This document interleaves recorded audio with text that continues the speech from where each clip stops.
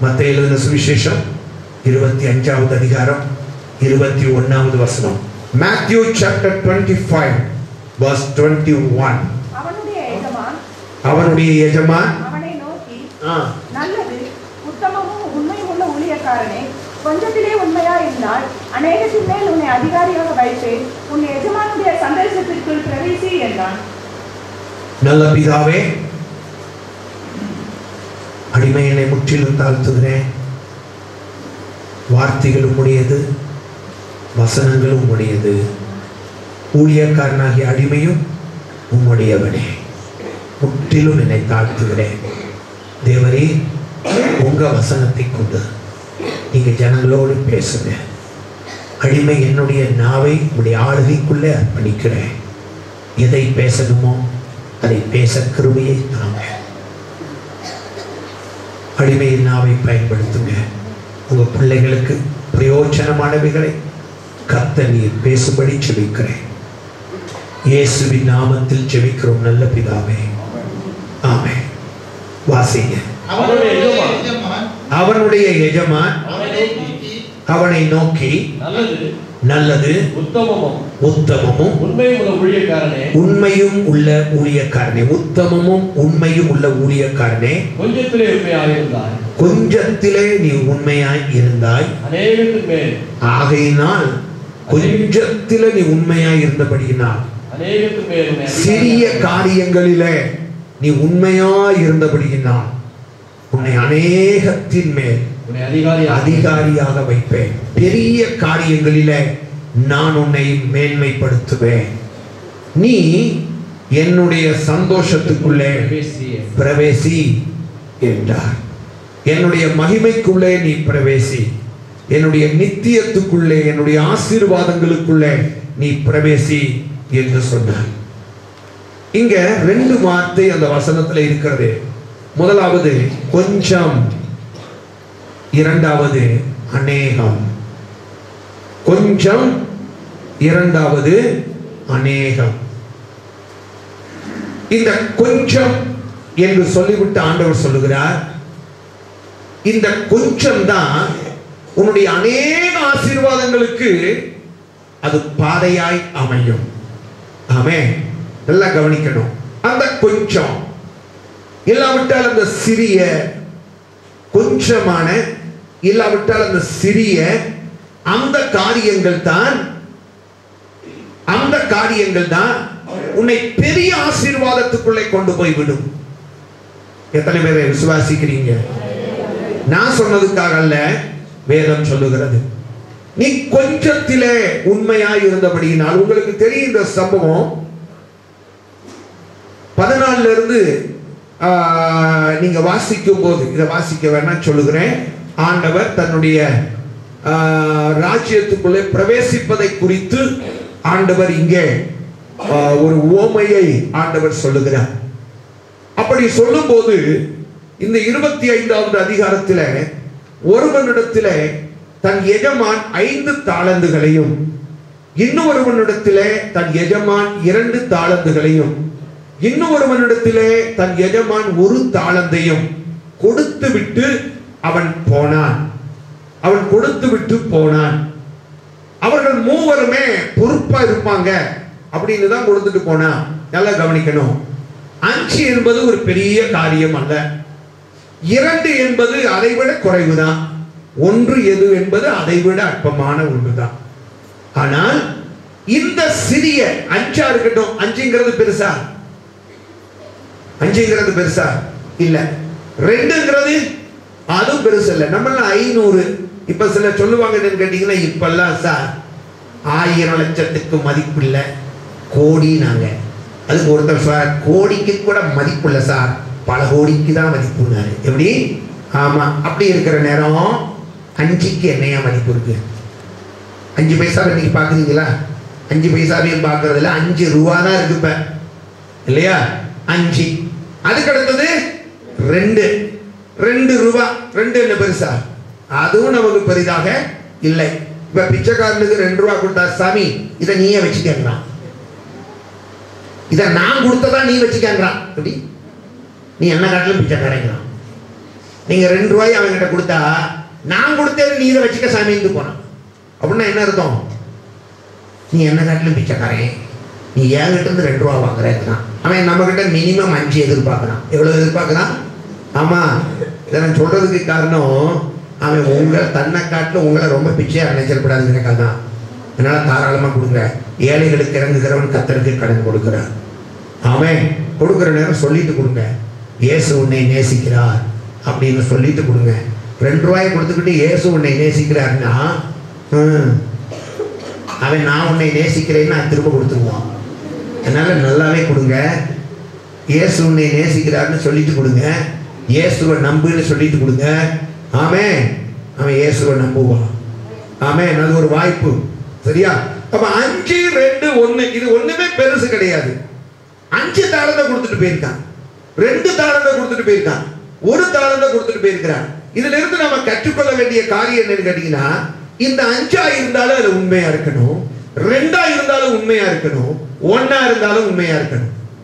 ஆமென். அப்ப அவன் எதிர்பார்த்துதான் எஜமான் இவர்களிடத்துல 5, 2, 1 என்று கொடுத்து விட்டு போக, அதுல 5 வாங்கினவன் என்ன பண்ணான்னு கேட்டீங்கன்னா, பரவாயில்ல, அவர் வர்றதுக்கு முதல்ல நம்ம என்ன செய்வோம், அந்த 5 வச்சு நம்ம சும்மா இருக்கக்கூடாது, ஏதாவது பிசினஸ் பண்ணுவோம். 5 அவன் தன் தொழிலிலே அவன் போட்டு 5 பத்தாக்கிட்டான். 2 வாங்கினவன் இருக்கான் பாருங்க, அது 2 நத்திங். ஆனாலும் கூட அந்த 2 எடுத்து அவன் என்ன பண்ணான்னு கேட்டீங்கன்னா, 2 எடுத்து அவன் 4 ஆக்கிட்டான். இல்லையா? அந்த காலத்துல ஒருவேளை 5ங்கிறது விலையேறப்பட்டதுதான். ஆனா நான் என்ன சொல்ல கேட்டீங்கன்னா, 50ஓட ஒப்பிட்டு பார்க்கும்போது 5 ஒண்ணும் இல்லை, 500ஓட ஒப்பிட்டு பார்க்கும்போது 5 ஒண்ணுமே கிடையாது. இல்லையா? 20ஓடு 200ஓடு ஒப்பிட்டு பார்க்கும்போது 2 ஒன்றுமே கிடையாது.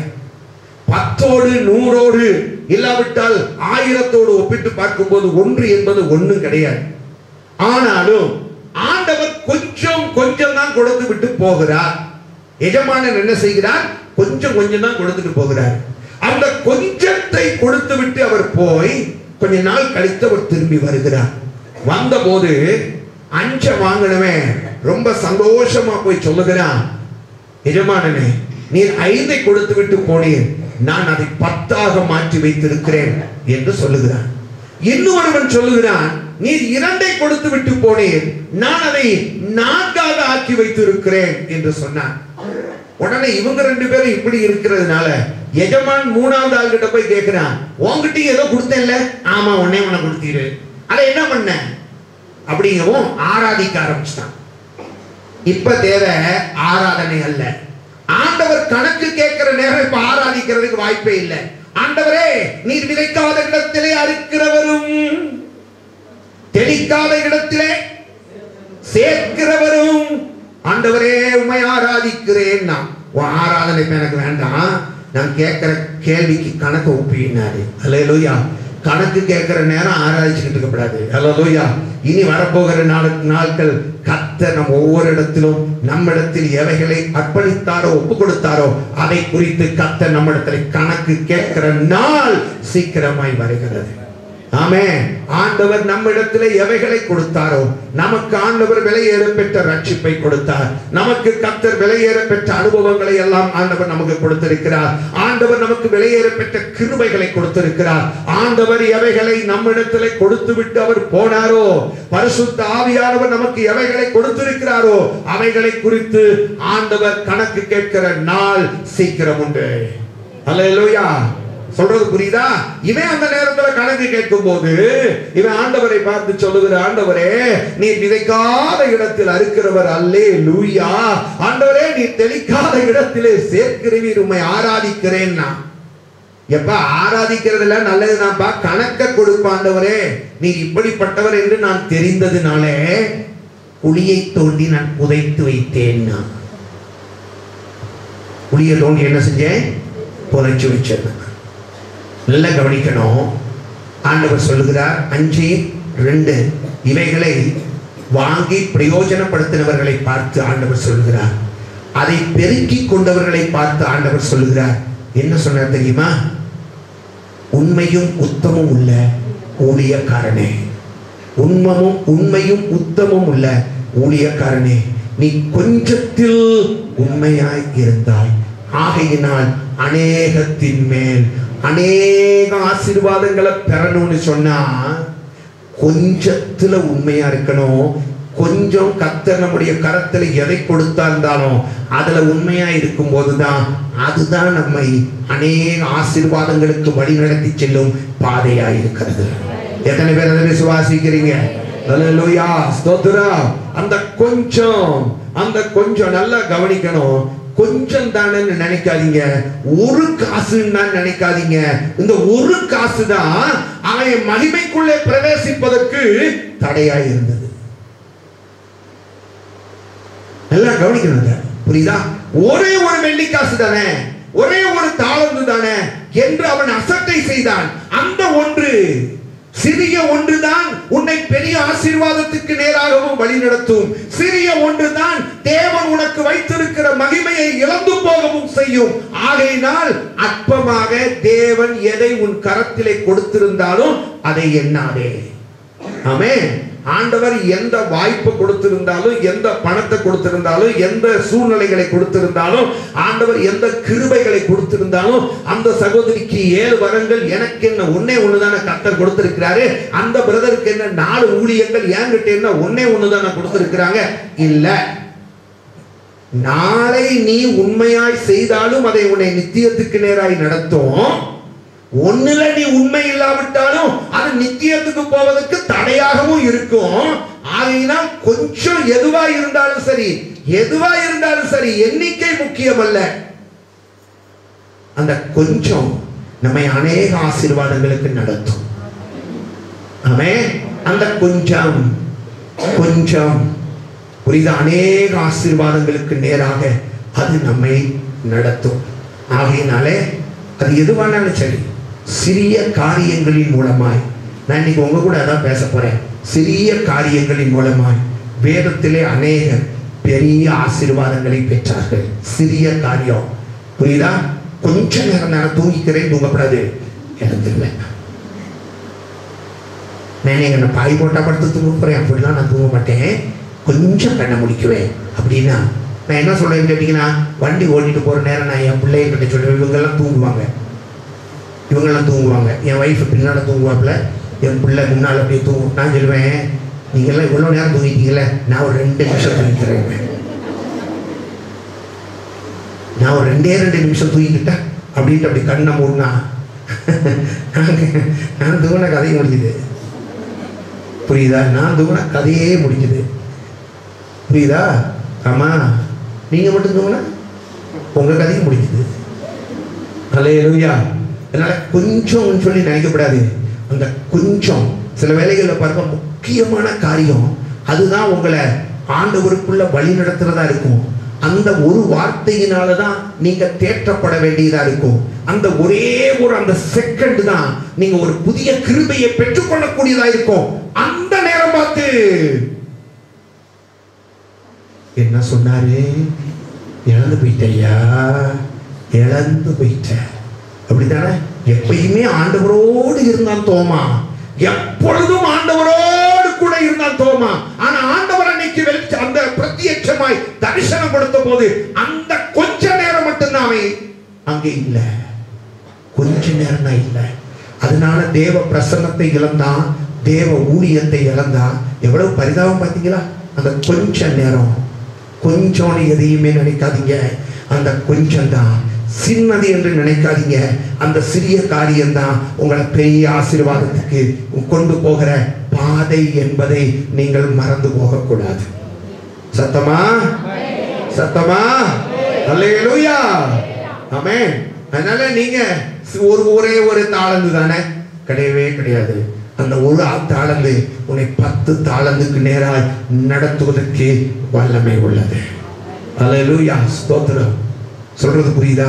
நான் இன்னைக்கு காலையில நான் தற்செயலா யோசிச்சுக்கிட்டு இருந்தேன். நல்லா கவனிக்கணும். சிலரை பார்த்தீங்கன்னு சொன்னா வருஷத்துல 52 வாரம் இருக்கும். எத்தனை வாரம் இருக்கும்? 52 ஞாயிற்றுக்கிழமை இருக்குல்ல. அதுல பாத்தீங்கன்னா ஆண்டவர் அன்னைக்கு தான் அவங்க கூட பேச வேண்டிய வாரமா இருக்கும். ஆண்டவர் அன்னைக்கு தான் அவங்களோட பேசணும்னு நினைச்சு தனிப்பட்ட முறையில இடைப்பட வேண்டிய வாரமா இருக்கும். அந்த வாரத்துல பிசாசை வேற எங்கேயாவது கொண்டு போயிடணும். சொல்றது புரியா? அந்த ஒரு வாரம், ஒரே வாரம். சிலர் சொல்லுவாங்க கேட்டீங்கன்னா 51 வாரம் 51 வாரம் நான் சபைக்கு வந்தேன் அல்லவா அப்படின்வாங்க. புரியுதா? 51 வாரம் அல்ல, அந்த ஒரு வாரம் கர்த்தர் உன்னோடு இடைப்பட காத்திருந்த நாள். அன்னைக்கு பார்த்து நீ விட்டுட்டியே கோட்டை. வருஷத்தோடு ஒப்பிட்டு பார்க்கும்போது 52 வாரத்துல ஒரு வாரம் சின்னதுதான். பணத்தோடு ஒப்பிட்டு பார்க்கும்போது 5 தாளந்தோடு ஒப்பிடுகிற வேலையில ஒரு தாளந்து அற்பமானதுதான். புரியுதா?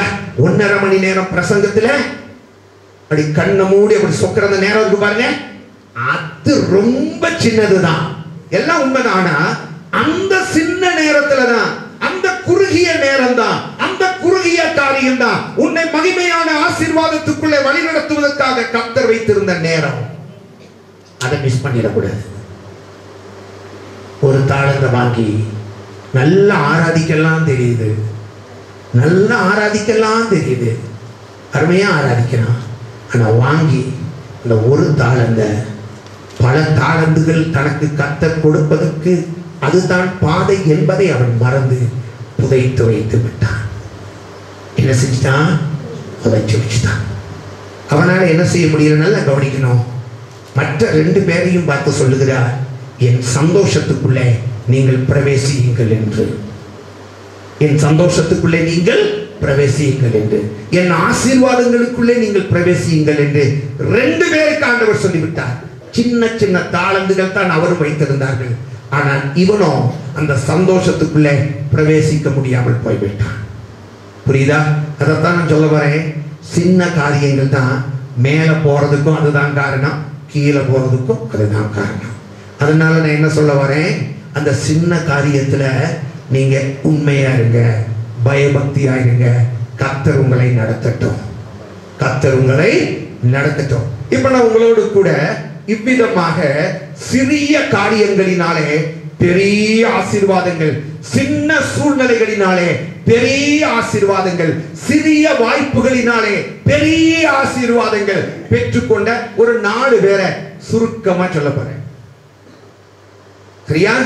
அதனால எதுவுமே எது கிடைச்சாலுமே சின்னதுங்கிறத நீங்க என்ன செய்யக்கூடாது, அற்பமா நினைக்கக்கூடாது. இல்லையா? ஒருத்தன் சமுத்திரத்துல இப்ப விழுந்துட்டான், கடல்ல அவன் விழுந்து அப்படியே தத்தளிச்சுக்கிட்டு இருக்கான். இன்னும் கொஞ்ச நேரத்தில் அவன் அலைகளில முங்கி மூழ்கி சாக போறான். அந்த நேரம் ஒரு சிறிய ஒரு கொம்பு, இல்லாவிட்டால் சிறிய ஒரு கம்பு, இல்லாவிட்டால் சிறிய ஒரு பலகை, அது மிதந்து வந்து கைக்குள்ள வர்றதுனால அதையும் பயன்படுத்திக்கணும். அதை பயன்படுத்திக்கிட்டே கரைக்கு வர்றதுக்கு வழி இருக்கான்னு பார்க்கணும். No no no no no, navy கப்பல் வந்தாத்தான் நான் தப்புவேன் என்றால் நீ உள்ளே போயிடுவேன். சின்னதை பயன்படுத்திக்கோ. அதைத்தான் சொல்ல வரேன். சொல்றது புரியுதா? ஆமா, கர்த்தர் தூதர்களை அனுப்பினால்தான் நான் கடற்கரைக்கு வருவேன் என்றால் அது இஷ்டம். புரியுதா? கப்பல் வந்தால் தான் நான் கரை சேருவேன் அப்படின்னா இஷ்டம். உனக்கு முன்பாக காண்டவர் ஒரு சின்ன ஒரு பலகையை அனுப்பிட்டாரா, மிதந்து வருதா, அது பிடிச்சுக்கோ. அது உன்னை கரைக்கு கொண்டு வருதா, உன் மரியாதை அதெல்லாம் பார்க்காத, அதுலயே மிதந்து கரைக்கு வந்து சேர்ந்தது. இல்லைன்னா உன் ஆத்துமா நஷ்டப்பட்டு போகும். சரியா? அதனால பெரிய கப்பல் வரணும்னு நினைக்கக்கூடாது. ஏர்போர்ஸ் ஹெலிகாப்டர் அப்படியே பறந்து வந்து எனக்கு கயிறு போடணும்னு நினைக்கக்கூடாது. நேவி கப்பல் எனக்கு வரணும்னு நினைக்கக்கூடாது. எது வருதோ அதை பிடிச்சிக்கோ. தப்பிச்சுக்கிறதுக்கு கர்த்தர் உனக்கு ஒரு வாய்ப்பை கொடுத்திருக்கிறாரு. சின்ன காரியங்கள் பெரிய ஆசீர்வாதத்துக்கு நேராய் உன்னை வழி நடத்தும். ஹல்லேலூயா. இப்ப நான் உங்களோடு கூட பேச போகிறேன். ரூத்தின் சரித்திரம் 2வது அதிகாரம் 2-3 வசனங்கள். மோவாபிய ஸ்திரீயாகிய ரூத் நகோமியை பார்த்து நான் வயல்வெளிக்கு போய் யாருடைய கண்களில் எனக்கு தயை கிடைக்குமோ அவர் பிறகு கதிர்களை பொறுக்கிக் கொண்டு வருகிறேன் என்றால் அதற்கு இவள் என் மகளை போ என்றாள்.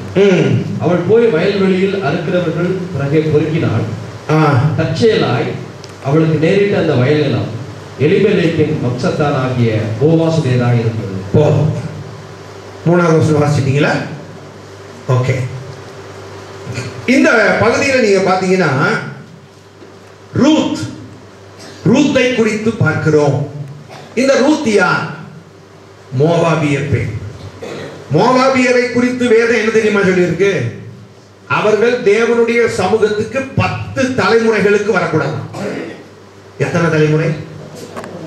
10 தலைமுறை வரைக்கும் ஆண்டவருடைய சமூகத்துக்கே வரக்கூடாதபடிக்கு தள்ளி வைக்கப்பட்டவர்கள். அவரை தள்ளி வைத்தவர்கள் மனிதர்கள் அல்ல, ஆண்டவரே சொன்னார். மோவாபியர்களை பொறுத்தவரையில 10 தலைமுறை வரைக்கும் அவர்கள் என்ன செய்யக்கூடாது? தேவனுடைய சமூகத்துக்கு அவர்கள் வரவே கூடாது. தேவனுடைய ஆலயத்துக்கு அவர்கள் தள்ளி வைக்கப்பட்டவர்கள். இவர்கள் தான் மோவாபியர்கள். ஆனால் இதுல ரூத்தை குறித்து நீங்க பார்க்கணும். அவள் யாரு? மோவாபிய பெண். அவள் யாருங்க? மோவாபிய பெண். வேதத்துல நீங்க பாத்தீங்கன்னு சொன்னா 66 புஸ்தகங்கள் இருக்கிறது. இந்த 66 புஸ்தகங்கள்ல ஒரு புஸ்தகமாவே அந்த அம்மா வந்துட்டாங்க. எந்த அம்மா? எந்த அம்மா? எந்த ரூத்து? அட்டடி ரூத் இல்ல, மோவாபிய ரூத்து. எந்த ரூத் இல்ல? அட்டடி ரூத் இல்ல, இது மோவாபிய ரூத்து.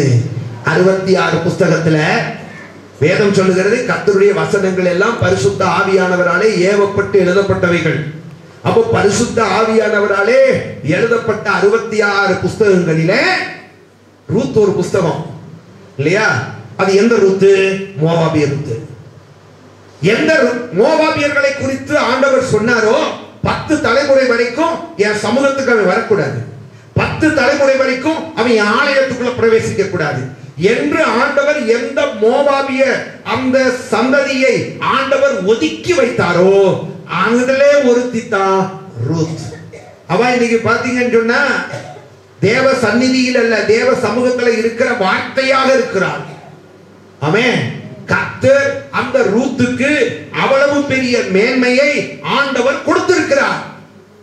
அவ்வளவு பெரிய மேன்மையை நீங்க அப்படியே வேதத்துல வாசிச்சு பாத்தீங்கன்னா மத்தேயு எழுதின சுவிசேஷத்துல இயேசு கிறிஸ்து பிறப்பதற்கு ஆண்டவர் பயன்படுத்தின ஒரு பெண்களிலே அந்த சந்ததியிலே ரூத் ஒருத்தி. ரூத் யாருங்க? அவளும் ஒருத்தி. எந்த ஒரு சந்ததியை ஆண்டவர் சொன்னாரோ என் சமூகத்துக்கு 10 தலைமுறை வரைக்கும் பக்கத்துல வரப்படாதுன்னு அந்த தலைமுறையில இருந்தவள் இயேசு கிறிஸ்துவினுடைய சந்ததிக்கு ஒரு அடிகோலாய் இருந்தார். ஆமென். இயேசு கிறிஸ்து பிறப்பதற்கு ஒரு அடிகோலாய் இருந்தவர்களிலே அவளும் ஒருத்தி. அந்த ரூத் என்ற சந்ததி மோவாபிய சந்ததி. ஆனால் இந்த ஸ்லாக்கியத்தை ரூத் அவள் பெற்றுக்கொண்டாள்.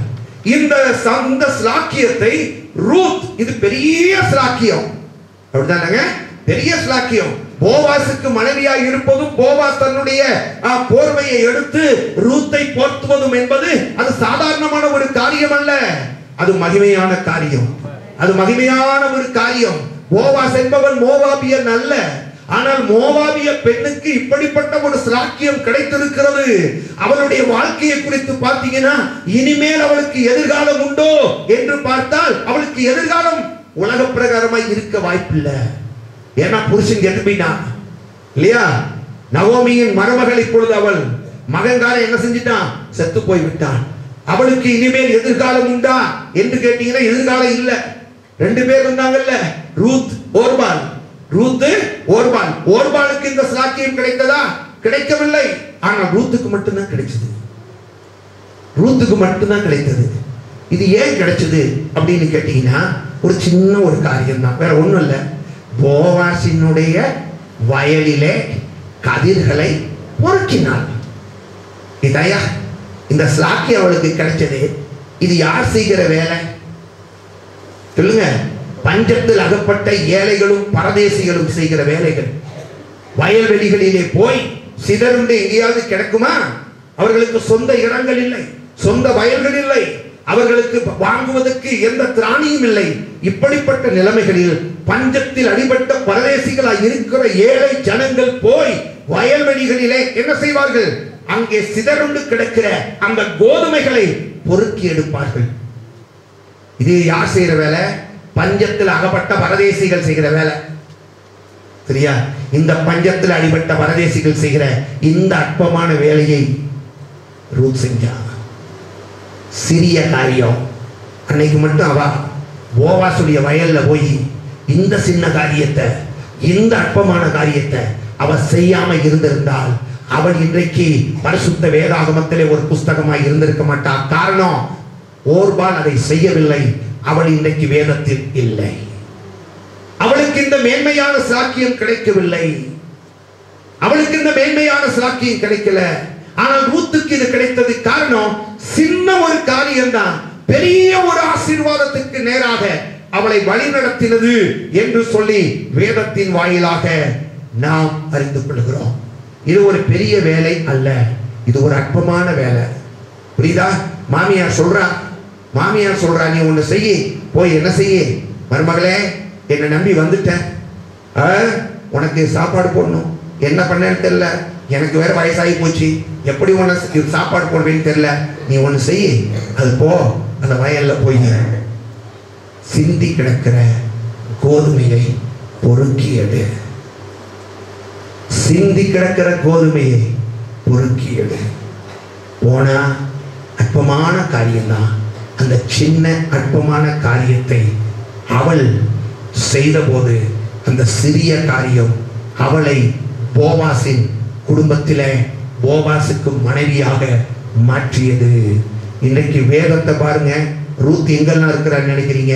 உலகம் முழுவதும் இருக்கிறா. யார் கையில எல்லாம் பரிசுத்த வேதாகமம் இருக்கோ அத்தனை வீட்லயும் ரூத் இருக்கிறார். ஆமென். இன்னைக்கும் ஓர்பால் பேச முடியல, ஆனா ரூத் இன்றைக்கும் பேசிக்கொண்டே இருக்கிறார். ரூத் இன்றைக்கும் பேசுகிறார். காரணம், இன்றைக்கும் அவள் மரித்து எத்தனையோ வருடங்கள் ஆனது, ஆனால் இன்றைக்கும் அவள் பேசிக்கொண்டே இருக்கிறாள். அதற்கு காரணம், அவளிடத்திலே காணப்பட்ட சிறிய அற்பமான, அவள் வேலை என்று பாராதபடிக்கு ஒரு தாளந்தாக இருந்தாலும் இதை நான் புதைக்க மாட்டேன், இதை நான் அற்பமாய் எண்ண மாட்டேன், இதிலும் ஏதோ உண்டு, கர்த்தர் இதர் எனக்கு இந்த வாய்ப்பை கொடுத்திருக்கிறார் என்றால் இந்த சிறிய அற்பமான காரியம் என்னை எங்கேயோ வழிநடத்த போகிறது என்கிற ஒரு உணர்வு. ஹல்லேலூயா, ஆமென். நல்லா கவனிக்கணும்.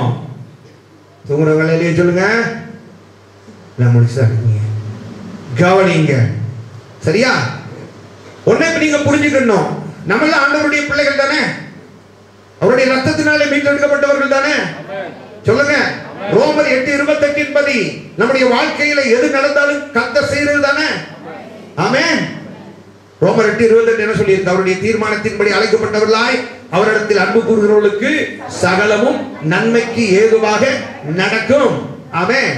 அப்படியானால் நம்முடைய ஜீவியத்துல நமக்கு எது கிடைத்தாலும் நீங்க தேவனுடைய பிள்ளை என்கிற ஒரு நிச்சயம் உங்களுக்குள்ளே இருக்குமே ஆனால், ஆமென், நான் ஒரு தேவனுடைய மனுஷன் என்கிற ஒரு நிச்சயம் எனக்குள்ளே இருக்குமே ஆனால், ஒன்றை நான் அறிந்து கொள்ள வேண்டும், எனக்கு எது கிடைக்கிறதோ அது தேவன் கொடுக்கிறது.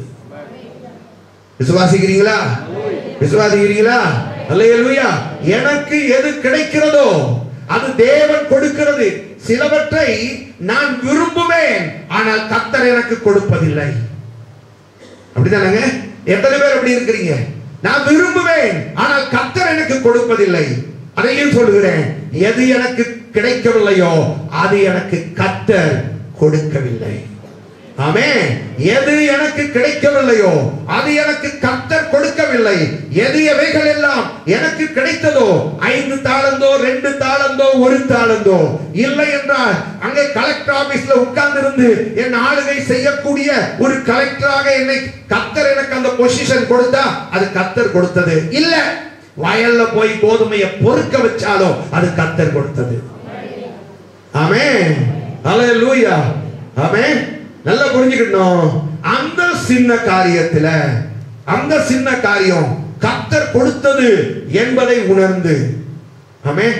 பாருங்க, சில வீடுகள்ல ஓனர் இருக்காங்க, அதே வீட்டுல நம்ம வேலைக்காரங்களா இருக்கோம் இல்லையா? அது ஆண்டவர் அவருக்கு கொடுத்தது. அந்த வீட்டுல நமக்கு கிடைச்சிருக்கிற வேலை அது கர்த்தர் நமக்கு கொடுத்தது. அது கர்த்தர் நமக்கு கொடுத்தது. சிலருக்கு பாருங்க, ஆண்டவர் சொந்தமா ஸ்கூல கொடுத்திருக்காரு, அந்த ஸ்கூல்ல நமக்கு ஒரு சின்ன வேலையை கர்த்தர் நமக்கு கொடுத்திருக்காரு. ஒருத்தருக்கு ஸ்கூலையே கொடுத்துட்டாரு இல்லையா? ஒருத்தருக்கு பாத்தீங்கன்னா அந்த ஸ்கூல்ல ஒரு சின்ன வேலையை கொடுத்திருக்கிறாரு. உண்மையை சொல்கிறேன், சின்ன வேலை, அந்த சின்ன வேலை அதுல உண்மையாயிரு, கர்த்தர் உன்னை பெரிய ஆசீர்வாதத்துக்கு நேராய் உன்னை நடத்துவார். ஆமென், ஹல்லேலூயா. சின்ன காரியம் பெரிய ஆசீர்வாதத்துக்கு நேராய் நடத்தும். சின்ன தூக்கம் பெரிய ஆசீர்வாதத்துக்கு தடையா இருக்கும் இல்லையா? ஒவ்வொன்றும் நான் சொல்றேன், நீங்க யாரும் தூங்கல, இல்ல உதாரணத்துக்கு சொன்னேன், வர்ற மாதிரி இருக்குல்ல, கவனிங்க. ரெண்டாவது இதே மாதிரி இன்னொருத்தர சொல்றேன், சின்ன காரியம் தான், அதனால சின்னது சின்னதுன்னு சொல்லி யாருக்காவது பெருசு கிடைச்சிருச்சுன்னா அந்த பெருசு கிடைச்சவனை பார்த்தே நம்ம நொங்கு, நம்ம கிட்ட கொடுத்ததை நம்ம மறந்தே போயிடுறோம் இல்லையா?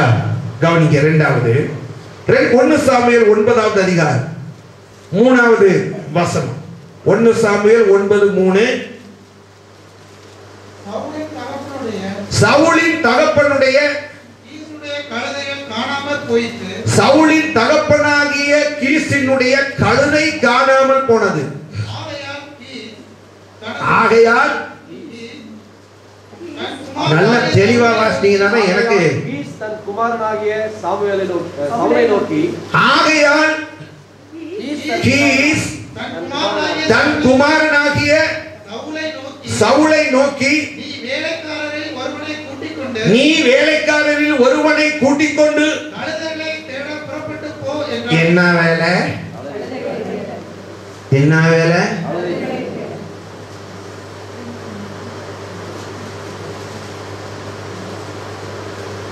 அவன் எப்படிப்பட்டவன் நினைக்கிறீங்க? இந்த கழுதை இல்ல, சவுல். 1 சாமுவேல் 9ஆம் அதிகாரம் 1-2 வசனத்தை வாசிங்களே. பென்யமீன் கோத்திரத்தாரில் கீஸ் என்னும் பெயருள்ள மகா பராக்கிரமசாலியான ஒரு மனுஷன் இருந்தான். அவன் பென்யமீன் கோத்திரத்தானாகிய அபியாவின் மகனான பெகோராத்திற்கு பிறந்த சேரோனின் புத்திரனாகிய அபியேலின் குமாரன். அவனுக்கு சவுல் என்னும் பேருள்ள சௌந்தரியமான ஹேண்ட்ஸம். அல்லேலூயா. எப்படிங்க? சௌந்தரியமான ஹேண்ட்ஸம் பாய். சவுல் எப்படிப்பட்டவங்க? சௌந்தரியமான. இஸ்ரவேல் புத்திரரில் அவனை பார்க்கிலும் சௌந்தரியவான் இல்லை. ஆமா, ஹேண்ட்ஸம் யாருமே கிடையாது, அழகே யாருமே கிடையாதுங்க. எல்லா ஜனங்களும் அவன் தோளுக்கு கீழாய். ஆமா, ஹைட் எப்படி நல்லா கவனிக்கணும். ஹைட், அழகான ஹைட், அழகான தோற்றம். பரிசுத்த ஆவியானவர் என்ன சொல்லியிருக்கிறார் தெரியுமா? அவனுக்கு ஈக்குவலான ஹேண்ட்ஸம் அந்த இஸ்ரவேல் ஜனங்கள்ல யாருமே இல்லையா? ஆணழகன் போட்டியிலே வச்சாலும் வந்தா ஜெயிப்பான். அன்னைக்கு இல்ல. ஆனா அப்படி அழகுள்ளவன் யாரு? சவுல். அந்த சவுலுக்கு அவங்க அப்பா கூப்பிட்டு, அவங்க அப்பா அதாவது கூப்பிடுற அளவுக்கு அவைலபிளா இருந்தான். கூப்பிடுற அளவுக்கு என்ன செஞ்சான்? வசனம் என்ன சொல்லி இருக்கு? சவுல் இன்னும் குழந்தை அல்ல, சௌந்தரியமான வாலிபன். இன்னைக்கு வீட்டுல வாலிப பசங்க அவைலபிளா இருக்காங்களான்னு கேளுங்க அவங்க அப்பா கிட்ட.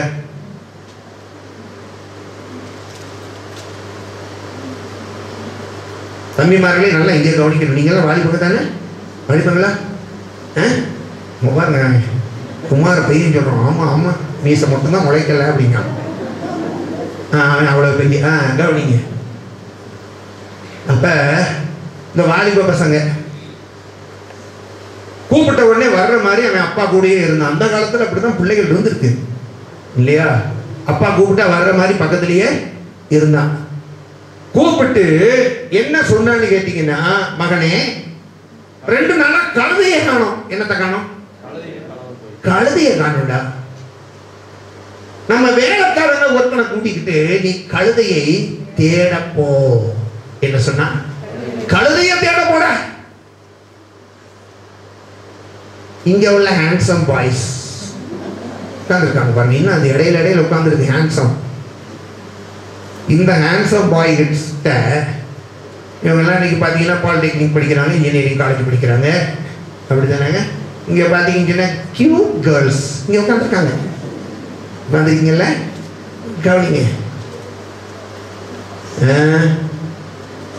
அழகான பிள்ளைகள் இருக்காங்க. இவங்கெல்லாம் ரொம்ப படிக்கிறவங்க. இவங்களை கூப்பிட்டு வேலைக்காரனை கூட்டிக்கிட்டு வேலைக்காரியை கூட்டிக்கிட்டு போய் நம்ம கழுதையை காணும் தேடுன்னு சொல்லுங்க பார்ப்போம். நம்மகிட்ட ஹேண்ட்ஸமும் கிடையாது, ஆனால் நம்ம பார்த்தீங்கன்னா முடிய அப்படி சுருட்டி விட்டு திருட்டி விட்டு, பேண்ட் பார்த்தீங்கன்னா இங்கே போட்டுக்கிட்டு, பேண்ட்டை இங்கே போட்டுக்கிட்டு சொல்ல வேண்டியதா இருக்கட்டே, குடிச்சிடாதடா, நேரா நடந்து போய்க்கோ, நேரா ரிவர்ஸ்ல வா, அவசர ஆத்திரம் மட்டும் குடிஞ்சோ, கதை முடிஞ்சது. இது பையனுக்கும் பொருந்தும், நான் சொல்றது பொண்ணுகளுக்கும் பொருந்தும். பொண்ணுகளும் இன்னைக்கு பாத்தீங்க ஜீன்ஸ் இங்க ஓட்டுக்கிட்டு அது பண்றத பாத்தீங்கன்னா இதெல்லாம் அவைலபிளான கிடையாது, அவைலபிள் கிடையாது. கூப்பிட்டுக்கிட்டு சொல்லி பாருங்களேன், போய் இப்படி தேடிட்டு வான்னு சொல்லி. ஆமா, என் ஃப்ரெண்ட்ஸ் எல்லாம் அங்க காலேஜ் படிக்கிறவங்க அங்க இருக்காங்க. என்ன வேலை கொடுக்குற நீனு, என்ன வேலை கொடுக்குற? நான் என்ன சொல்றேன்னு கேட்டீங்கன்னா, உன் தகப்பனும் உன் தாயும் கொடுக்குற அந்த அற்பமான வேலை இருக்குல்ல, இதுதான் உன்னை பெரிய ஆசீர்வாதத்துக்கு நடக்கும். ஆமே. நீங்க வேதத்துல வாசிச்சு பாருங்களேன், 16வது வசனம் 1 சாமுவேல் 9:16.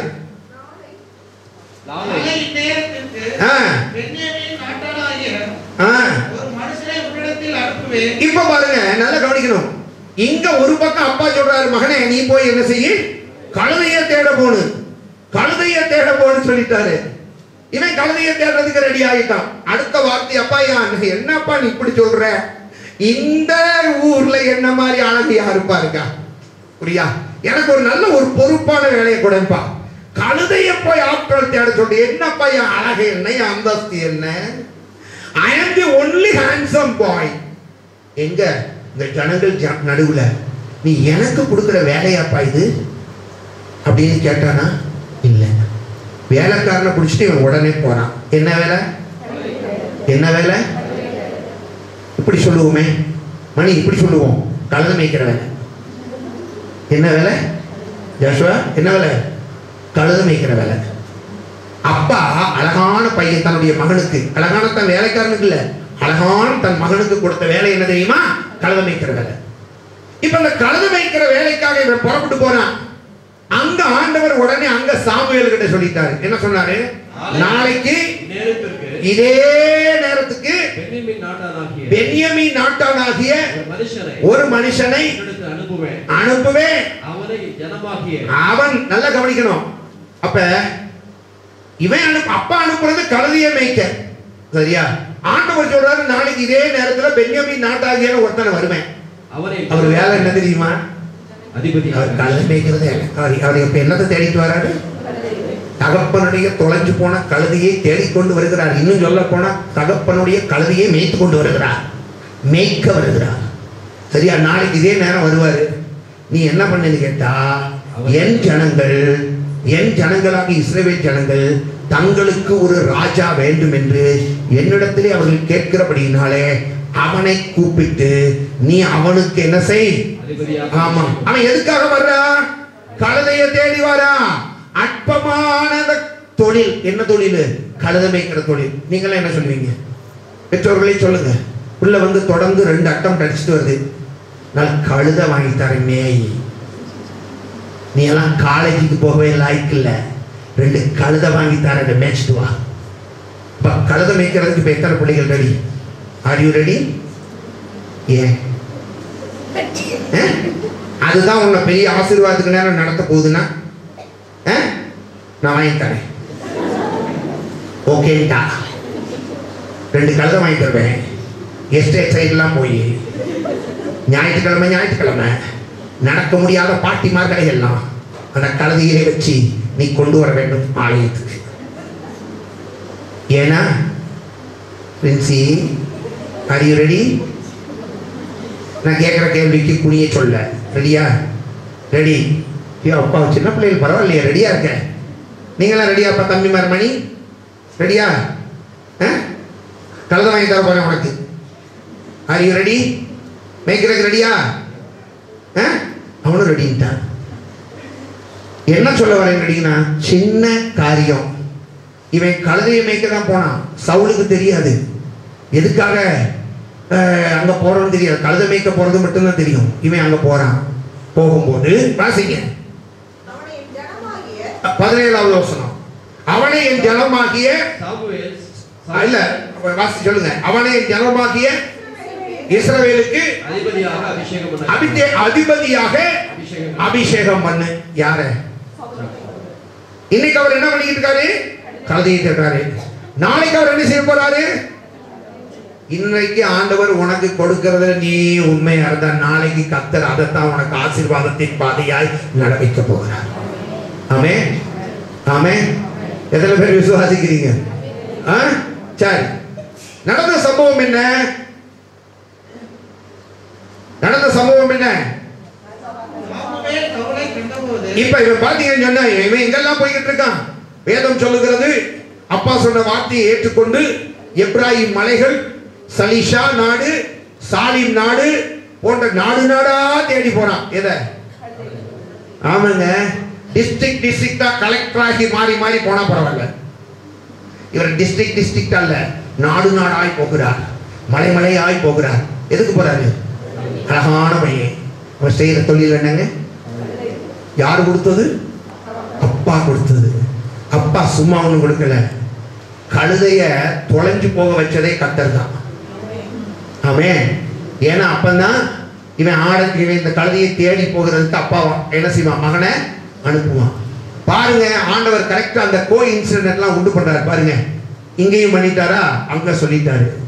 இங்க கழுதையை தொலைய வச்சாரு, அங்க சாமுவேலுக்கு சொல்லிட்டாரு. கழுதையை தேடிட்டு போறான். வாசிங்க.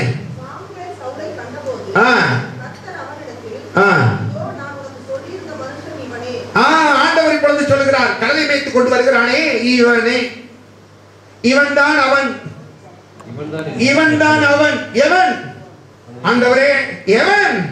இவன் தான். அந்த கழுதையை தேடிட்டு வரவன் இவன் தான். போகும்போது கழுதை மேய்க்கிறவனாக போனான், வரும்போது ராஜாவாக அபிஷேகம் பண்ணப்பட்டு வீட்டுக்கு வந்தான். ஆமென். அதான் ஏன் சொல்றேன், அற்பமானதுன்னு அதை உதாசீனம் பண்ணிராத. அந்த அற்பம் உன்னை அற்புதமாய் மாற்றும். ஹல்லேலூயா. போகும்போது கழுதை மேய்க்கிறவனாய் போனான், வரும்போது அபிஷேகம் பண்ணப்பட்டு ராஜாவாக அவன் கடந்து வருகிறான். இடையில பாத்தீங்கன்னா அந்த ஹேண்ட்ஸம் பாய் அந்த சின்ன ஒரு ஊழியத்தை தகப்பன் கொடுத்ததை மனப்பூர்வமாய் நிறைவேற்றுவதற்கு அவன் தன்னை அர்ப்பணித்ததினால இந்த மகிமையான ஆசீர்வாதத்தை அவன் பெற்றுக்கொண்டான். ஹல்லேலூயா. ஆமென். அதனால கர்த்தர் நமக்கு நல்லா புரிஞ்சுக்கிடுங்க. நான் திரும்பவும் சொல்லுகிறேன், நான் தேவனுடைய பிள்ளை. எல்லாரும் சொல்லுங்க, நான் தேவனுடைய பிள்ளை. எனக்கு எது கிடைச்சாலும் கர்த்தர் கொடுத்தது. எனக்கு எது கிடைத்தாலும் அது கர்த்தர் கொடுத்தது. சில வேளைகள்ல நான் ரொம்ப விரும்புறேன், எனக்கு அது கிடைக்கல. காரணம், கர்த்தர் எனக்கு கொடுக்காதது. கர்த்தர் எனக்கு கொடுக்காதது. ஆமென். ஹல்லேலூயா. அப்ப கழுதமைக்கிற வேலையா இருந்தாலும் எனக்கு கிடைச்சா அது கர்த்தர் கொடுத்தது. அதுல நான் சின்சியரா இருந்தா கழுதமைக்கிறவனாய் போவேன், அபிஷேகம் பண்ணப்பட்டவனாய் திரும்பி வருவேன். அந்த பெரிய ராஜ அபிஷேகத்துக்குள்ள சவுலை நடத்தியது ஒரு அற்பமான கழுதை மேய்க்கும் வேலைதான். ஆமென். மூன்றாவது வாசியுங்கள், ஆதியாகமம் 37வது அதிகாரம் 13வது வசனம். அப்பொழுது இஸ்ரவேல் யோசேப்பை நோக்கி, உன் சகோதரர் சீயோனிலே ஆடுகளை மேய்க்கிறார்கள் அல்லவா, உன்னை அவர்களிடத்துக்கு அனுப்பப் போகிறேன், உன்னை அவர்களிடத்திலே அனுப்பப் போகிறேன். அவன் இதோ போகிறேன் என்றான். அப்பொழுது அவன், நீ போய் உன் சகோதரருடைய சேமம் எப்படி என்றும் ஆடுகள் எப்படி இருக்கிறது என்றும் பார்த்து எனக்கு மறு செய்தி கொண்டு வா. இந்த சம்பவத்தை உங்களுக்கு தெரியும். பென்யமீனும் யோசேப்பு மட்டும் வீட்டில் இருக்கிறாங்க, மற்றவர்கள் எல்லாரும் ஆடு மாடுகளை மேய்க்க போய்விட்டார்கள். அங்கெல்லாம் பார்த்தீங்கன்னு சொன்னா மாச கணக்கில் போய் தங்கி இருந்து ஆடு மாடுகளை மேய்ப்பார்கள். யாக்கோபுக்கு ஆடு மாடுகளை மேய்க்க போன தன்னுடைய மற்ற பிள்ளைகளை பார்த்து வருவதற்காக வீட்டிலே இருந்த மூத்தவன் யாரு? யோசேப்பு. அவனை பார்த்து சொல்லுகிறான், நீ உன்னுடைய சகோதரர்கள் எல்லாரும் ஆடு மாடுகளை மேய்க்க போய் ரொம்ப நாள் ஆகிவிட்டது, நீ அவர்களை போய் என்ன செய், பார்த்து விட்டு அவர்களுக்கு நான் கொடுக்கிற இந்த ஆகாரத்தை எல்லாம் கொடுத்து விட்டு அவர்கள் எப்படி சுகமாய் இருக்கிறார்களா என்கிற காரியத்தை நீ என்னிடத்திலே வந்து சொல்ல வேண்டும் என்று சொன்னார்கள். விசாரித்து வருவதற்காக அனுப்பினான். இவன் பார்த்தீங்கன்னு சொன்னா அப்பா சொன்ன இடத்துக்கு போனான். அப்பா சொன்ன இடத்துக்கு சொன்னா சீகேம். இந்த சீகேம் முழுவதிலும் போய் அவன் என்ன செஞ்சான்? தேடினான். எல்லா இடத்திலையும் தேடினான். அப்ப எல்லா இடத்திலையும் போய் தேடி தேடி தேடி தேடி பார்த்தா அங்க ஆடு மாய்க்கிற தன் சகோதரர்களை எங்கேயுமே என்ன செய்ய முடியல, காணவில்லை. நான் உங்களை பார்த்து கேட்கிறேன், காணவில்லை. பலவரன் அங்கி இவர் தான் போட்டு வந்திருக்காரு, ரவி. அவர் தான் யோசேப்பு மாதிரியே இருக்காரு. நான் இப்ப அவரை பார்த்து கேட்கிறேன், அண்ணன் தம்பிகளை பார்க்க சொல்லி உங்களை அனுப்பியாச்சு, சொல்ற புரியுதா பிரதர்? ஆமா. சீகேமில் எங்கும் போய் தேடினீர்கள், சரியா? எங்கும் போய் தேடினீர்கள், அங்கே உங்கள் சகோதரர் இல்லை. என்ன செஞ்சிருப்பீங்க?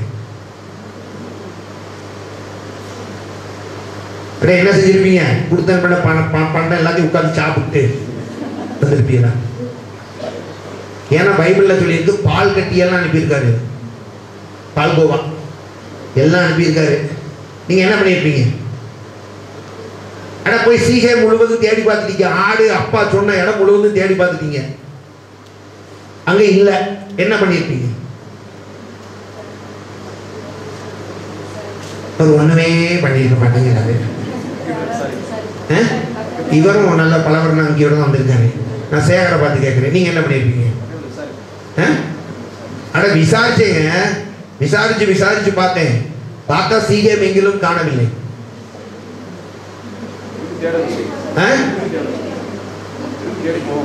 எப்படி தேடி போவீங்களா? யோசேப்பு என்ன பண்ணா தெரியுமா? அற்பமான வேலை தான் இது. என்ன பெரிய வேலையா? மெடிக்கல் ரெப்ரசன்டேட்டிவ் மாதிரி ஊரா போய் தேடிக்கிட்டு இருக்கான். காணும், திரும்பி வந்திருக்கலாம். ஆனா அவன் என்னன்னு கேட்டீங்கன்னா, அப்பா சொன்ன வேலைய செய்யாம திரும்ப போகக்கூடாது. அப்பா ஒரு ஊழியத்தை கொடுத்துட்டாரு, அந்த வேலையை செய்யாம என்ன செய்யக்கூடாது? சொல்லுங்க, போகவே கூடாது என்று சொல்லி தேடுன்னு தேடினான். இவன் சீகேம்ல மட்டும் தேடிட்டு வந்திருந்தா, நல்லா கவனிக்கணும், சீகேம்ல மட்டும் இவன் போய் தேடி இருந்தா சகோதரர்களை காணும், பேசாம வந்திருக்கலாம்ல. ஆனா இவன் தேடி பார்த்து சீகேமை விட்டு இன்னொரு ஊருக்கு போய் தேடுறான். பக்கம் பக்கத்துல உள்ளவங்க கிட்ட கேட்டா, உன் சகோதரர்கள் அங்க போய் ஆடு மேய்ச்சிக்கிட்டு இருக்காங்கன்னு சொல்லி அந்த சொன்ன உடனே என்ன பண்ணான்னு கேட்டீங்கன்னா, இவன் அங்க தேடி போறான். அப்பா கொடுத்த வேலைய எப்படியாவது செய்யணும். ஆமே, நான் அலைஞ்சாலும் பரவாயில்ல, அப்பா கொடுத்த ஊழியம் அது. அல்லேலூயா. ஆண்டவர் கொடுத்த காரியம் அது. அதற்காக நான் என்ன செய்யணும்? கஷ்டப்பட்டாலும் பரவாயில்ல, நடக்கணும், போகணும், தேடணும். போயிட்டே போய் தேடி கண்டுபிடிச்சிட்டான். நான் என்ன சொல்றேன், அப்படி தேடி கண்டுபிடிச்சதுனால தான் ஒரு நாள்ல இந்த தேடுதல் தான் இந்த அற்பமான ஊழியத்தை உண்மையா செய்யணும் என்கிற எண்ணம் அவனுக்குள்ள இருந்ததுனால தான் அவன் எகிப்துக்கு ராஜாவாய் மாறினான். நல்லா கவனிக்கணும். ஏன்னு கேட்டா, நீங்க அதை தொடர்ந்து பாருங்களேன். தேடி போனேன், தேடாம திரும்பி வந்திருந்தா கூட குடிக்குள்ள தூக்கி போட்டிருக்க மாட்டான் இல்லையா? தேடி போனதுனால குடிக்குள்ள தூக்கி போட்டான் இல்லையா? அதுக்கப்புறம் பாருங்க, அவனை தூக்கி என்ன செஞ்சாங்க? மீதியான இடத்துல விற்றார்கள். திரும்பி அப்பா கிட்ட வந்திருந்தா பெனியமீன் இவனு உட்கார்ந்து பால் கட்டிய நல்லா சாப்பிட்டு நல்லா ஜம்முன்னு சந்தோஷம் அப்பா கூட இருந்திருக்கலாம். ஆனா தேடி தன்னுடைய கடமையை, அப்பா கொடுத்த ஊழியம் அற்பமான ஊழியம் தான், சின்ன காரியம் தான், இதை செஞ்சதுனால என்ன நடந்தது? அவனை தூக்கி எகிப்துக்கு விட்டார்கள் இல்லையா? போர்த்திபாரின் மனைவியினுடைய சம்பவம் நமக்கு தெரியும். அவன் மேல பொய்யான குற்றச்சாட்டை சொன்னான். அவனை தூக்கி ஜெயில போட்டாங்க. ஜெயில இருந்து சிறையில இருந்து சிங்காசனத்துக்கு நேரா போயிட்டான். ஆமென். காரணம் என்ன தெரியுமா? சின்ன காரியம் பெரிய ஆசீர்வாதத்துக்கு நடத்தும். சின்ன காரியம் பெரிய ஆசீர்வாதத்துக்கு நேராக அது நம்மை நடத்தும். ஆமென். அதனால நல்லா புரிஞ்சுக்கணும். பணமா இருந்தாலும் கொஞ்சமா இருந்தாலும் சரிதான், பொசிஷனா இருந்தாலும் சரிதான், சின்ன பொசிஷனா இருந்தாலும் சரிதான், வீடா இருந்தா சின்ன ஒரு வீடாக இருந்தாலும் சரிதான், எதானாலும் சரி, எனக்கு கிடைச்சது கர்த்தர் கொடுத்தது. ஆமென். எனக்கு கிடைச்சது கர்த்தர் கொடுத்தது. நான் எவ்வளவோ நாள் விரும்பியும் எனக்கு கிடைக்காதது அவர் கொடுக்காது. ஆமென். அல்லேலூயா. சொல்றது புரியுதா? இதை நீங்க மனசுல வச்சுக்கணும். போற நேரம் சொல்லிக்கிட்டே போகணும். எனக்கு கிடைச்சது கர்த்தர் கொடுத்தது, எனக்கு கிடைக்காதது கர்த்தர் கொடுக்காதது. அல்லேலூயா. எனக்கு கிடைக்காதது கர்த்தர் கொடுக்காதது. இல்லையா? நீங்க சிலர் கேட்கறாங்க என்னன்னு கேட்டீங்கன்னா, ஆண்டவர் எனக்கு அதை கொடுத்திருந்தா, நான் நினைச்சதை கொடுத்திருந்தா நான் சந்தோஷமா இருந்திருப்பேன்ல. எனக்கு அதுதானே சந்தோஷம். எனக்கு அது சந்தோஷம் கிடைக்காதுன்னு ஆண்டவர்கிட்ட நான் கேட்டேன். ஆண்டவர் ஏன் எனக்கு கொடுக்கல? கொடுத்திருந்தா சந்தோஷமா இருந்திருக்கும்ல. கொடுத்திருந்தா சந்தோஷமாவும் இருந்திருக்கும். இஸ்ரவேல் ஜனங்களுடைய கதை தான். கரியை எடுத்து என்ன செய்யறான்? காடையை நல்லா சுட்டு சுட்டு கற்கு முறுக்குன்னு திங்கிற நேரம் ஒருத்தர் பேசிக்கிறான். என்ன டேஸ்டா இருக்கு பாரு, எவ்வளவு அருமையா இருக்கு பாரு, ஐயோ இதை திங்கிறதுக்கு தான் இவ்வளோ நாள் ஆசைப்பட்டோம், என்ன அருமையா இருக்கு. அப்படியே பிச்சு பிச்சு சாப்பிட்டான். கொஞ்ச நேரம் தானையா சந்தோஷம். வசனம் சொல்லி இருக்கு, அந்த கரியெல்லாம் பல்லுகளுக்குள்ள சிக்கி இருக்கா. இவன் ஒவ்வொன்னா தோண்டி தோண்டி எடுக்கிறதுக்கு போல ஆண்டவர் விட்டான அட்டி பொடனில பின்னால, மவனே என்னுடைய ரத்தத்தினாலே மீட்டெடுக்கப்பட்ட உனக்கு எது கிடைக்குதோ அது நான் கொடுத்ததா இருக்கணும். நான் கொடுக்காத ஒன்றின் மேல் நீ ஆசைப்பட்டால் இதுதான் ஏன் நடக்கும் அப்படின்னு சொல்லி ஆண்டவர் கொடுத்த அடி இருக்கு பாருங்க. சொல்லுங்க. 5 நிமிஷத்துக்கு முதல்ல காடை, 5 நிமிஷத்துக்கு பிறகு பாடை. 5 நிமிஷத்துக்கு முதல்ல காடை, 5 நிமிஷத்துக்கு பிறகு பாடை. புரியுதா? அதனாலதான் சொல்றேன், எது கிடைக்குதோ அது கர்த்தர் நமக்கு கொடுக்கணும்.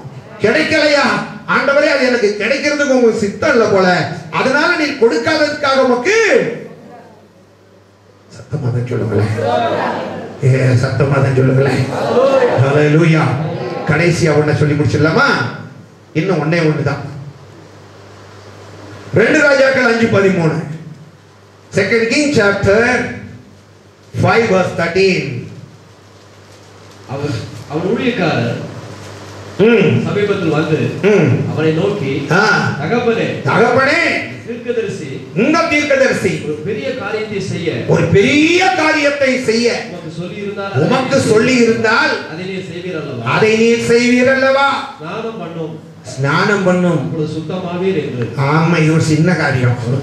ஸ்நானம் பண்ணும், அப்பொழுது உமக்கு சுகம் கிடைக்கும் என்று அவர் உம்மோட சொல்லும்போது அது செய்ய வேண்டியது எத்தனை அதிகம்.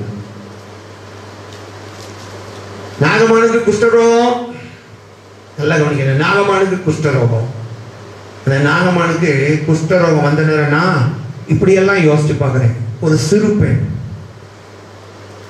எபிரேய தேசத்திலிருந்து கொண்டு வந்த ஒரு சிறு பெண். அவ யாரு? அடிமை பெண், வேலைக்காரி.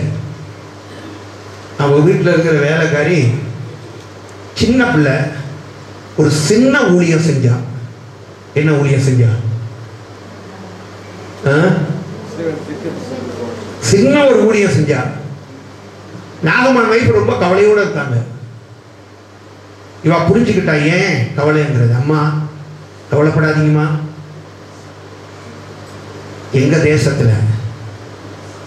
தேசத்துல ஒரு தீர்க்கதரிசி இருக்காரு. அவரு எல்லாருக்கும் சோகம் கொடுப்பாரு. இதை பத்தி கவலைப்படாதீங்கம்மா, இவ இங்க செஞ்ச ஒரு சின்ன ஊழியம் தான். நல்லா கவனிக்கணும். அந்த குஷ்டரோகம் கர்த்தர் சுகம் கொடுத்ததை குறித்து வேதத்துல உலகம் முழுவதும் சொல்லப்பட்டிருக்கிறது. அந்த சின்ன பெண் செஞ்ச ஒரு சின்ன ஊழியம்.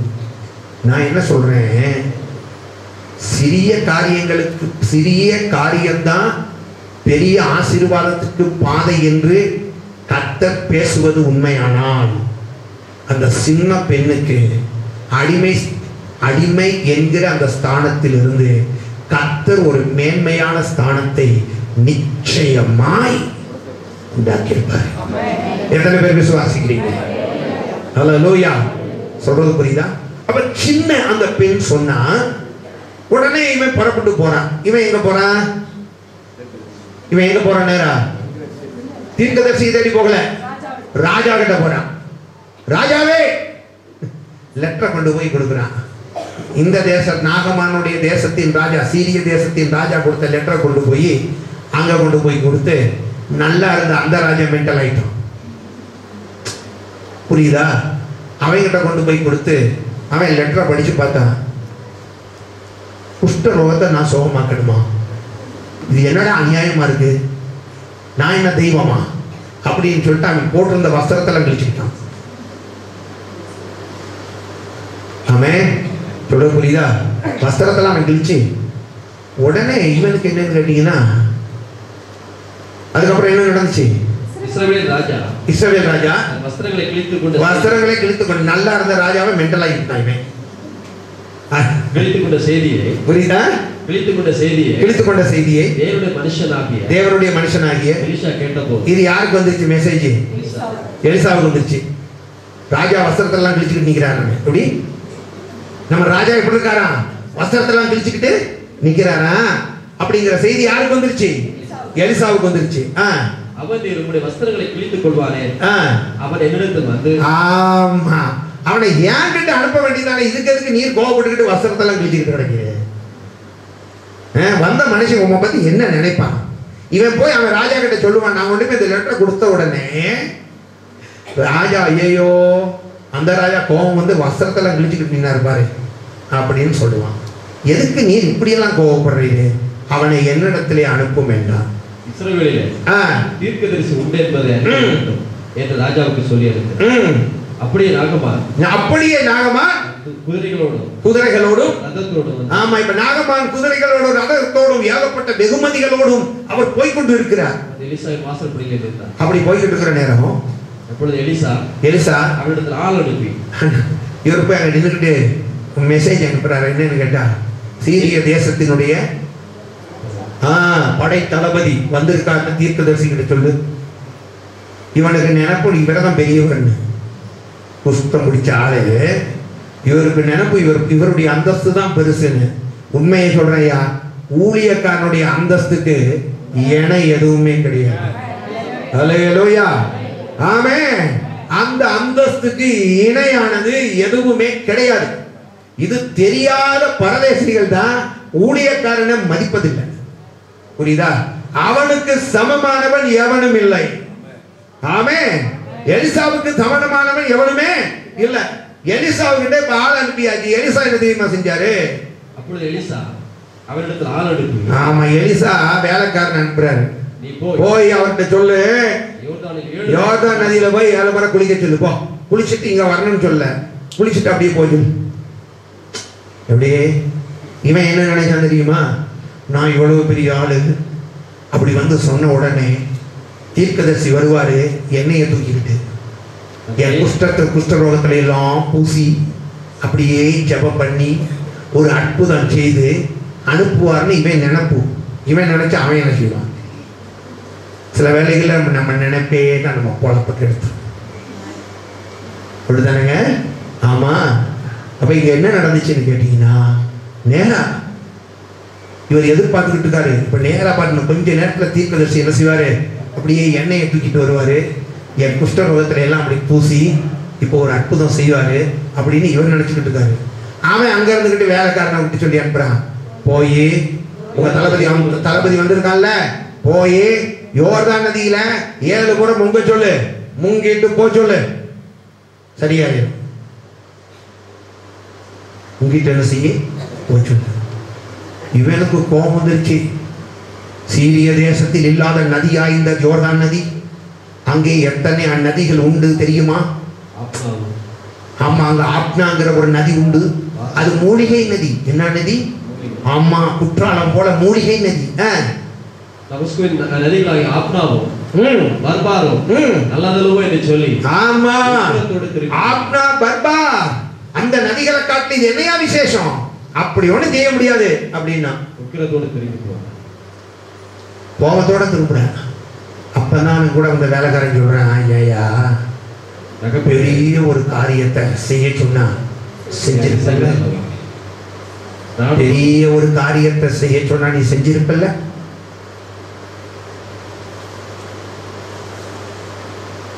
ஒரு 80 கிலோ தங்கத்தை கொண்டு வர சொன்னா கொண்டு வந்திருப்பல்ல. ஒரு 500 கிலோ வெள்ளியை கொண்டு வர சொன்னா கொண்டு வந்திருப்பல்ல. அதெல்லாம் பெரிய பெரிய காரியம், அதெல்லாம் கொண்டு வர சொன்னா கொண்டு வந்திருப்பல்ல. ஆனா பெரிய காரியத்தை செய்யறதுக்கு நீ ரெடி. அவர் என்ன காரியத்தை செய்ய சொல்லிட்டார்? சின்ன காரியம்.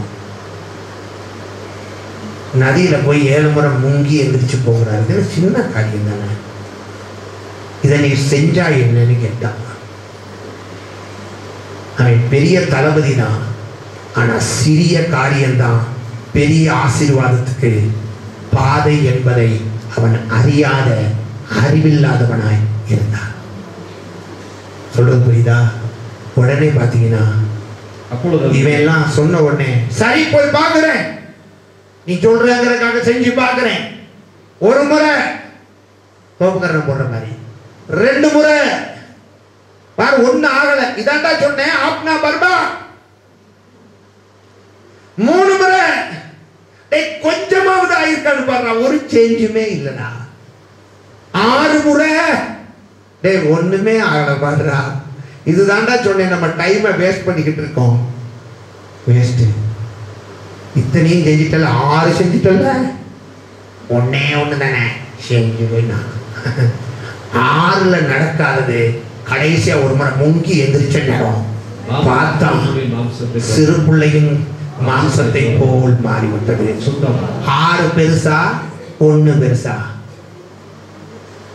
சொல்லுங்க, 6 பெருசா 1 பெருசா? 6 முறை முங்கி எந்திரிச்சு நடக்காதது அற்பமான 1 முறை முங்கி எந்திரிச்ச போது நடந்தது என்றால், இதுல இருந்து நீங்க புரிஞ்சுக்கணும், சின்ன காரியம் பெரிய ஆசீர்வாதத்துக்கு நேராய் நடத்தும். ஹல்லேலூயா. சின்ன காரியம் பெரிய ஆசீர்வாதத்துக்கு நேராய் உன்னை நடத்தும். ஒரு சிறிய வசனம், அந்த சின்ன வசனத்துக்கு நீ கீழ்ப்படிந்தால், இந்த சின்ன வசனத்துக்கு நீ கீழ்ப்படிந்தால், அவன் சொல்லுகிறான் வந்து இயேசுநாதரிடத்துல, ஆண்டவரே நித்திய ஜீவனை நான் சுதந்திரிக்கணும். ஆண்டவர் சொன்னார், நித்திய ஜீவனை சுதந்திரிக்கணும்னா நீ நியாயப்பிரமாணத்தை கை கொள்ளணும். அதெல்லாம் கை கொண்டேன் ஆண்டவரே. அடுத்தது ஆண்டவர் சொன்னாரு, உனக்கு இருக்கிற ஆஸ்திகளை எல்லாம் வித்து தரித்திரருக்கு கொடுத்துட்டு என்னை பின்பற்றி வான்னு சொன்னாரு. நான் என்ன கேட்கிறேன், நியாயப்பிரமாணங்களின்படி கர்த்தருடைய வசனத்தின்படி நடப்பது கடினமா, ஆஸ்திகளை விற்று கொடுத்துட்டு வர்றது கடினமா?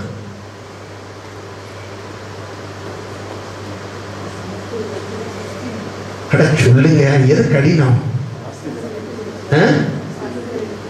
ஆஸ்திகளை வித்து கொடுத்துட்டு வரதான் ஏன் ரொம்ப லேசு, லகுவானது அதுதான். கர்த்தருடைய வசனத்தின்படி, ஏன்னு கேட்டீங்கன்னா, கர்த்தருடைய வசனத்தின்படி நடக்கணும்னு நினைக்கிற நேரம் நமக்கு விரோதமா நம்ம மாம்சமே யுத்தம் பண்ணுது இல்லையா? உலகம் யுத்தம் பண்ணுது.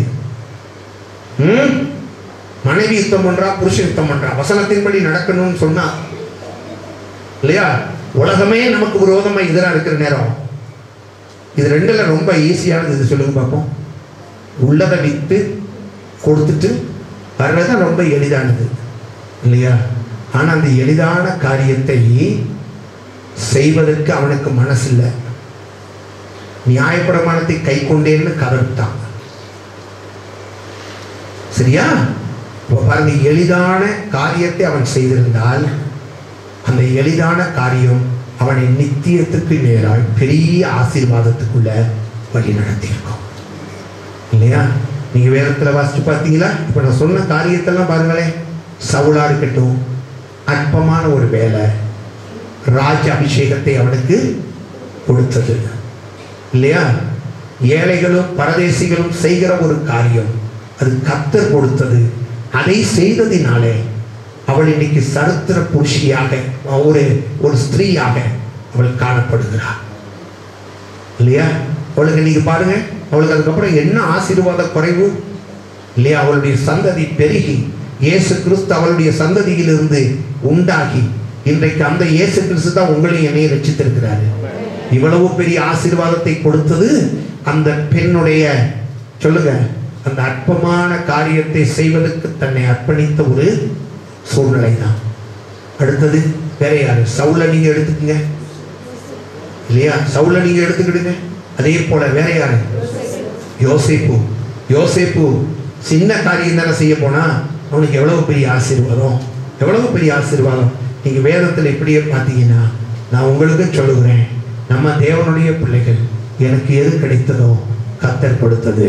அது அற்பமாய் இருந்தாலும் கர்த்தர் எனக்கு ஒரு சின்ன காரியத்தை நான் கீழ்ப்படியும்படிக்கு என்னிடத்திலே எதிர்பார்த்தாலும் சரியா, அது சின்ன காரியமா இருக்கலாம், அதுக்கு கீழ்ப்படியுங்க.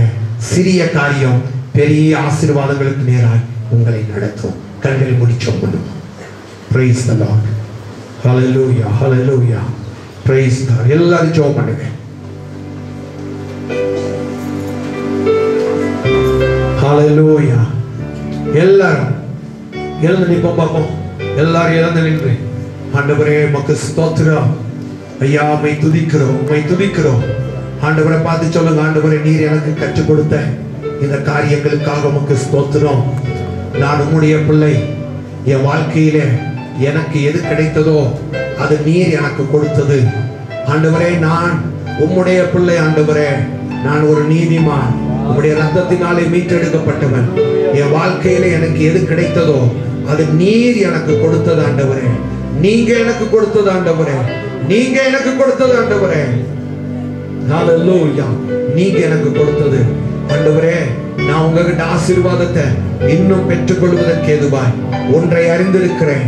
சிறிய காரியங்கள், சிறிய கீழ்ப்படிதல் என்னை பெரிய ஆசீர்வாதத்துக்கு நேராய் என்னை கொண்டு போகும். ஆண்டவரே நீர் என் கையில கொடுத்திருக்கிற சிறிய பொறுப்பு, அதிலே நான் உண்மையாய் இருந்தால் அது என்னை பெரிய ஆசீர்வாதத்துக்கு நேராய் அது என்னை வழி நடத்தும். ஆண்டவரே நீர் என் கரத்திலே கொடுத்திருக்கிற சின்ன ஊழியம், ஆண்டவரே இந்த சிறிய ஊழியத்தை நான் நிறைவேற்றினான். இந்த சிறிய ஊழியம் என்னை பெரிய ஆசீர்வாதங்களுக்கு நேராய் அது என்னை வழி நடத்தும். ஆண்டவரே அது என்னை வழி நடத்தும்.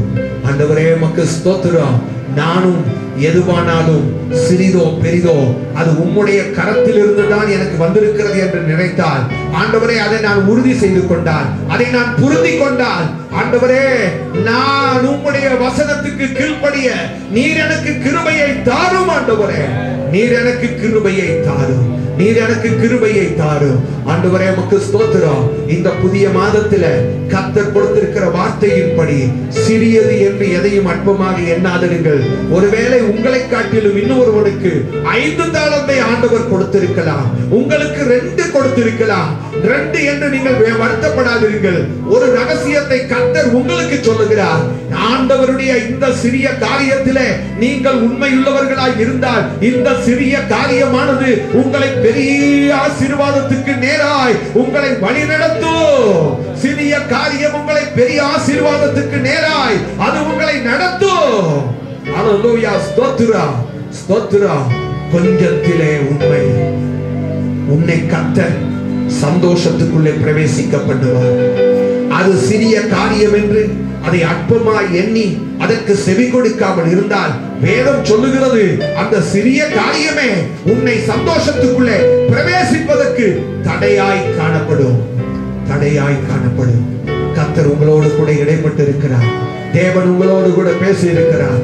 இந்த வார்த்தைகளுக்கு இந்த காலை வேளையில நாம் எல்லாரும் செவி கொடுப்போம். ஆண்டவரே சிறிய காரியம் பெரிய ஆசீர்வாதத்துக்கு நேராக என்னை நடத்துமே, என்னை நடத்துமே. ஆண்டவரே அந்த கிருபைகளை நான் வசனத்தின் மூலமாய் பெற்றுக்கொள்ள எனக்கு கிருபையை தாரும். கர்த்தர் நம்மோடு பேசின வார்த்தைகளுக்காக நாம் எல்லாரும் கர்த்தரை ஸ்தோத்திரிப்போம், எல்லாரும் கர்த்தரை துதிப்போம், எல்லாரும் கர்த்தரை துதிப்போம், எல்லாரும் கர்த்தரை துதிப்போம். Praise the Lord, praise the Lord, praise the Lord, praise the Lord. Hallelujah, hallelujah. Oh Jesus. சிறிய காரியம் தான், ஆனா உன்னை பெரிய ஆசீர்வாதத்துக்கு நேராய் அது உன்னை வழி நடத்த போகிறது. Praise the Lord. எங்களை அன்பாய் நேசிக்கிற எங்கள் பரிசுத்த பிதாவே, எங்கள் பரலோகத்தின் தகப்பனே, இந்த அருமையான நேரத்துக்காக உமக்கு நன்றி செலுத்துகிறோம். இப்பொழுது உம்முடைய வார்த்தைகளை தியானிக்கும்படியாய் கர்த்தர் எங்களுக்கு கொடுத்த தயவுக்காய் உமக்கு ஸ்தோத்திரம். என் தகப்பனே, நாங்கள் கேட்ட வசனத்தை எங்களுக்கு நீர் ஆசீர்வதித்து தாரும். நீர் எங்களுடைய கரத்திலே கொடுத்திருக்கிற சிறிய ஆசீர்வாதம், சிறிய வேலை, சிறிய பொறுப்பு, சிறிய ஊழியம், ஆண்டவரே ஆண்டவரே உமக்கு ஸ்தோத்திரம். ஒரு ஆத்துமா, இவைகள் எல்லாவற்றிலும் நாங்கள் உண்மையுள்ளவர்களாய் இருப்பதன் மூலமாய் கர்த்தாவே நாங்கள் அநேக ஆசீர்வாதங்களை சுதந்தரித்துக் கொள்ளும்படியாய் கர்த்தர் நீர் எங்களுக்கு கிருபை தரும்படியாக நாங்கள் ஜெபிக்கிறோம். வசனத்தை கேட்டிருக்கிற உடைய பிள்ளைகளை தேவரே நீர் ஆசீர்வதியோ, அவாசீர்வதியோ. இந்த வசனம் உடைய பிள்ளைகளுடைய வாழ்க்கையில அனுபவங்களாய் மாறட்டும். வசனத்தின் படி உடைய பிள்ளைகள் நடப்பதற்கு தேவனுடைய கிருபை அனுக்கிரகம் செய்வதாக இயேசுவின் நாமத்தினாலே. கர்த்தாவே நீர் உம்முடைய பிள்ளைகளை ஆசீர்வதிக்க சித்தம் கொண்டு, மேன்மைப்படுத்த சித்தம் கொண்டு, உம்முடைய பிள்ளைகளுடைய கரத்திலே கொடுத்திருக்கிற இந்த சிறிய காரியங்களை, உம்முடைய பொறுப்புகளை, ஊழியத்தை, ஜெபத்தை உம்முடைய பிள்ளைகள் அற்பமாய் எண்ணாதபடிக்கு இவைகளிலே உம்முடைய பிள்ளைகள் உண்மையாய் இருந்து மேன்மை அடைய ஆசீர்வதிக்கப்பட கர்த்தர் நீர் கிருபை தரும்படியாய் ஜெபிக்கிறேன். தொடர்ந்து உம்முடைய அனுக்கிரகம் உம்முடைய பிள்ளைகளோடு இருக்கட்டும். கர்த்தரே உம்முடைய பிள்ளைகளை பொறுப்படுத்தி நடத்தும். இயேசுவின் நாமத்தில் ஜெபிக்கிறோம் நல்ல பிதாவே, ஆமென்.